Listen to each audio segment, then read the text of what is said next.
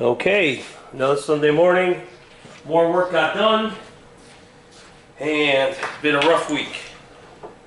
So I ended up spending a good amount of time in here yesterday because unfortunately I couldn't work.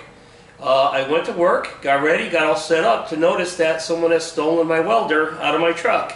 So that was a great start to a Saturday, so there wasn't much more I could do after that. I went and did one small job that was on the books to be done, got that done, and I spent the time in here. So, you know, unfortunately that was quite a loss. It was a new welder, and someone knew exactly what they were going after because that's all they took, including the extra box of 035 wire. So anyway, it is what it is, and I had to order a new one so I could finish up my work where my truck is, and we just go on from there and we forget about it. So hopefully the cameras will figure out who did the deed, and we get some type of justice, but we'll see. Anyway, so yesterday I came in here and I got the wiring done, and the wiring was something that was really on my mind for a long time, and about the neatness of it and not wanting to see it, and it kind of worked out.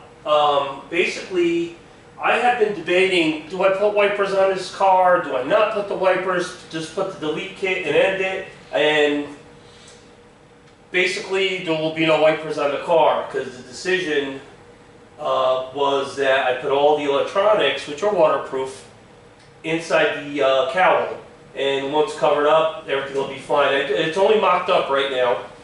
I do got to pull it back out, because that top piece is supposed to be a flat type black or a semi-black, and not that it matters what it's supposed to be, because this is not a restoration. This is basically just, you know, hot rodding 101, you know, in today's standards. So I'll take the camera off in a minute. I'll show you a little closer. So I got the injectors plugged in. I got the adapter I need here for the vacuum that goes to the canister that I created, and the canister is installed. I got the wiring basically where it's got to go and how it's going to look. And again, it's only roughed in. It's not, you know, 100% permanent, but most of it is going to go back where you're going to see it. So I'm going to be working a little more on the wiring and pulling it out, and maybe starting to prep the cowl area just to give it a coat of paint, so just so I can finalize all the wiring. And the computer itself I'm going to double stick in. I don't want to drill through it because those holes will be inside the car, and if I were to wash it, if a little bit of water got in there, you know, it's going to start to drip into the car, and I don't want that. You know, or it's going to drip into the insulation and just create you know, a stinky mess. So made a little bracket for the air sensor, for the temperature air sensor, and we'll go over all that. So I guess let me pop that camera off the stand, and let's take a look. Okay, and my weekly disclaimer, I'm not a cameraman, but I'll get everything in here the best I can. So I temporarily just, I just laid these here. They're just laid here so you can get the idea of what I'm doing. Here's the sensor here, and I put it on a bracket. Oh, that's clumsy. I put it on a bracket, which it'll go on that back horn right there, and I don't have the cover on that one. I just wanted you to get a clear shot. So basically, I made a bracket. It's going to sit just slightly above the air horns, and that'll measure the incoming temperature of the air, and it should be good enough to give the calculation to the computer. So basically that's what that's going to look like, and it's going to get, once the horns go on, it's kind of disappear. You're not even going to see it. There's the adapter fitting that I'm going to use to send the vacuum to the vacuum pod, which I mounted. And if you look closely, you'll see that, let me see if I could get around, come up on my little ladder here. And I have the IAC motor systemated here. Systemated, I don't know where that word came from. But anyway, I have the IAC motor here, and behind there is going to be the ear that's going to feed the map sensor. And the map sensor, I was lucky, Holly makes a bracket, and I adapted it right on top of the IAC motor assembly, the remote assembly. It already had a pre-drilled and tapered hole. and basically just connected it, and it worked out good. It's perfect right here. As you can see, I have the wiring coming out here. I put a grommet in here. It was a 2 3/8 inch grommet, I believe, or a 2.5 inch grommet. I opened up the center of the grommet, and all the wiring is pretty much hidden. I mean, you're going to see some of it, but not really. I got to push some of this back in. The only thing that was a little disappointing was they didn't give you enough wire length for the injectors. And that's why, if you look closely, where it comes out, you see a little bit of the injector color, which I'm going to cover up in a different way. So this way it'll all work out. So if we look underneath here, I don't know if we're going to be able to see it. You should be able to. Here's the wiring for the injectors. Again, you're not going to see it. I temporarily ran the throttle inside and just kind of pulled on it by hand, and it works good. And that's about it. Oh, let's go back up into the cowl. If you look a little further, there's the MSD box. It's the 6A, I forget, I think it's the Ultra 6A. So it's a small box. And this wiring here is still to be determined. In other words, it's got to run through here. It's going to connect basically to this wire here. And the power wires that need to be connected to the battery for the computer system, the injection system, and for the MSD box are going to run, again, inside the cowl, and they're going to sneak out right there in the corner and then just kind of run behind this channel here and right to the battery. I mounted the battery box too. It's original stock spot. So the wiring, for the most part, is going to be not really noticeable, which is what I wanted, and I'm happy with that. And I think it's going to work out well. So today I think I'm going to work a little more on plumbing, and I do need to order some stuff. I did order a box of goodies. You know, basically just some more fittings, really fittings, and some 5/8 line. I'm sorry, -10 line, and which is 5/8.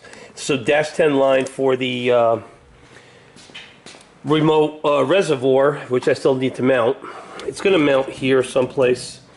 So I'm still working on that. I'm still working on the bracket for that. And, you know, we're getting there. And as you can see, I have the car up on the quick stands, or quick jacks, the bent back quick jacks. And I have it up there. I got the wheels off. I made sure that everything was tight for the bleeding of the brakes, but there's only one problem. My little invention here does work, but there's only one problem. It's the wrong cap. I grabbed it off the wrong master cylinder setup. I was in too much of a hurry, and it was a last minute effort during the week to create it, and I made a mistake. So no big deal.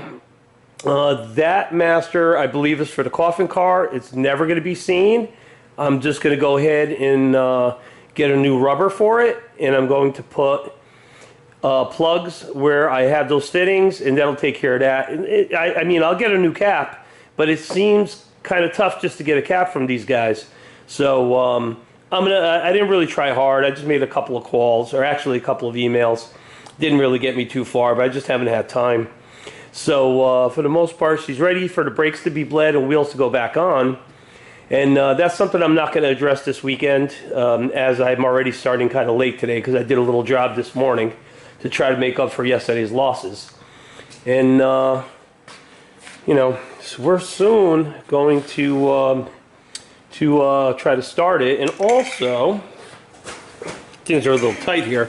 Also, I just mocked up the O2 sensor. Excuse the crappy camera work.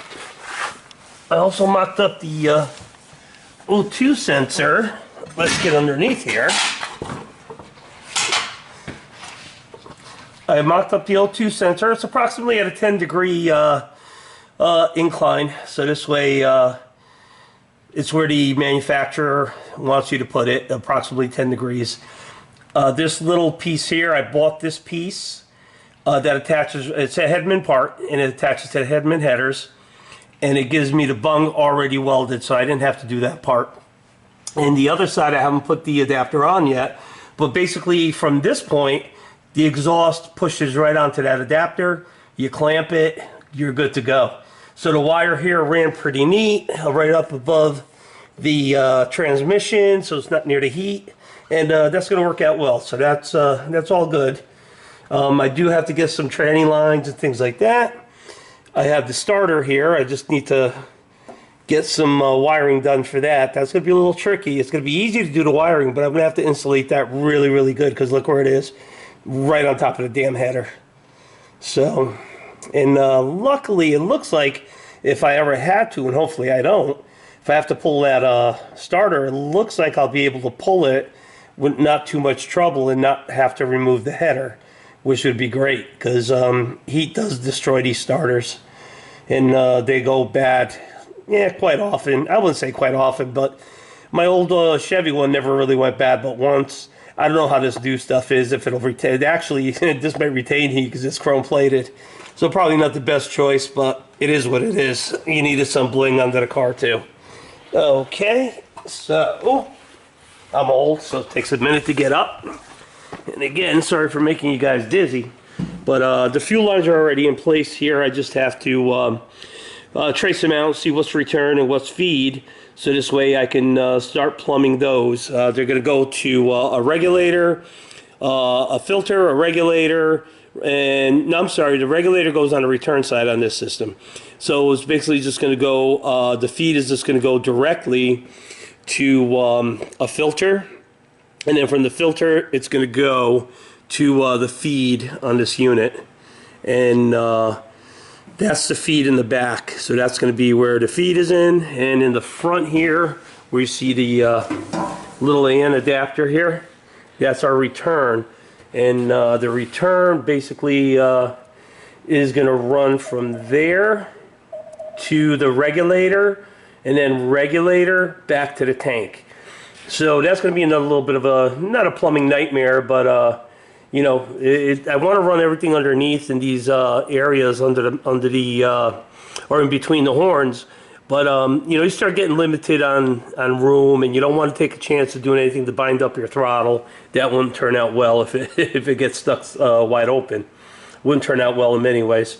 But I think we got some accomplishments done. The wiring was really one of my concerns, and the wiring did dictate where that canister had to go, and I'm happy where the canister is. It's basically in a dead space. It's not bothering anybody, and actually just kind of stepping back, I know the horns aren't on there for the full effect, but stepping back, it looks pretty cool in there. It doesn't look bad at all. It is not an eyesore, and I'm happy with the way pretty much all this turned out. And I'm going to be happier though when I turn that key and it fires. So a little bit more out here, and then I really need to start getting into that interior and start getting that dash and all the gauges. I got the wiring. I have everything for the interior. I believe Legendary sent me all my final parts. I could be wrong. I did a quick inventory, and I believe I have everything. So let's get this camera back on a stand to finish up. Okay, so basically, excuse my mess. I worked in here kind of late. I mean, I was here till about 6 o'clock. That's late for me to be out here. But I just took advantage of the things were kind of, for the most part, they went good. There was a couple of pain in the butt situations, but I got through them. My hands aren't what they used to be with arthritis and all in old age. But we're getting there. So hopefully today I'm going to kind of decide, definitely got to finish up the wiring and finalize that. But I'm also going to decide on, am I ready to go into the interior? Do I order the radiator and get that all buttoned up first? I got to figure out the bottom hose, because I did purchase the hoses, which I will cover. I'll cover these with that braided cover just to make them look neat, because I don't like this plain black, because it starts to get like that nasty black color, and you know, it gets chalky looking and just kind of ruins everything. So we'll go ahead and we'll cover these and put them on. But this is the bottom hose, and it's for a big block, but unfortunately this end doesn't fit the pump, so I have to work on that and come up with a solution. I don't want to buy that stainless hose that they make.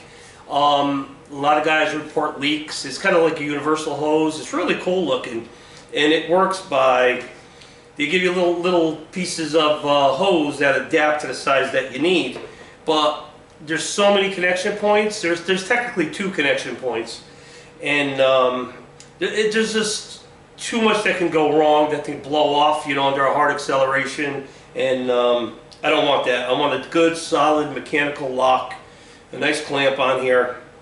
We'll cover it up again with the braided look, just to make it look decent. And I might even do the black braided look for this. I don't know yet. I think we do need to add some contrast under the hood, because right now, as you saw, everything is polished aluminum, stainless, or chrome. So we do need to break it up a little bit. The radiator is going to be full aluminum with an aluminum shroud, and I believe it has black fans, if I'm not mistaken. So I didn't want to bring that in yet because, again, I'm just starting to kind of get room again. This hood's taking up a lot of room, and I do have to move it because, again, that hood's not going to work, and I got to come up with a solution for that too, but I'm not ready for that. I still got to put a door, the right door I'm going to change. I got a brand new OEM door that I'm going to put on. I have the full OEM door, and at that point I'll start worrying about, little body things. I'm not at this point going to repaint this car, even though it's got little chips here and there, and all this crap happened during storage, as I told you before. I don't know how, but it did. And I'll touch them up, I'll buff them out, and for the most part they'll be invisible. I just obtained a color matching camera, a professional one, and I was able to get that. I'm just waiting to see about the software. I had to contact a few people for the software. Basically, I'll polish up an area, I'll put the camera on there, right on there, and it takes a picture and calculates the color, including the fade, and it gives you your mix, which is usually pretty dead on, and or so close that your eye's never going to pick it up. So I'm going to work on that because I believe this is frost white, and I know the code for frost white, but again, it's been sitting for quite a few years, so I'm sure it changed. So and I don't remember if I used PPG. I think I used DuPont. I don't really remember, but we'll have to work on that.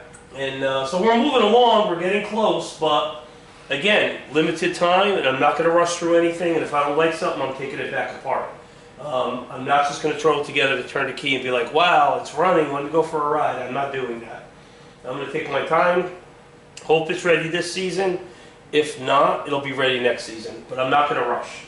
I never believed in rushing. When I was a kid, I used to rush through everything, and I had more energy and time then, and I got a lot done. But now, I come in here most of the time after a job or whatever, and I'm half dead, so I'm not going to go 100%, a million miles per hour and make costly mistakes, because none of this stuff is cheap.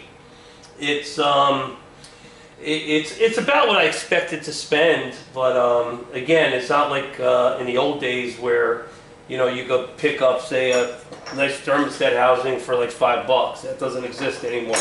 Well, it does, but the part's garbage, and you don't want that. It'll warp and start leaking all over the place.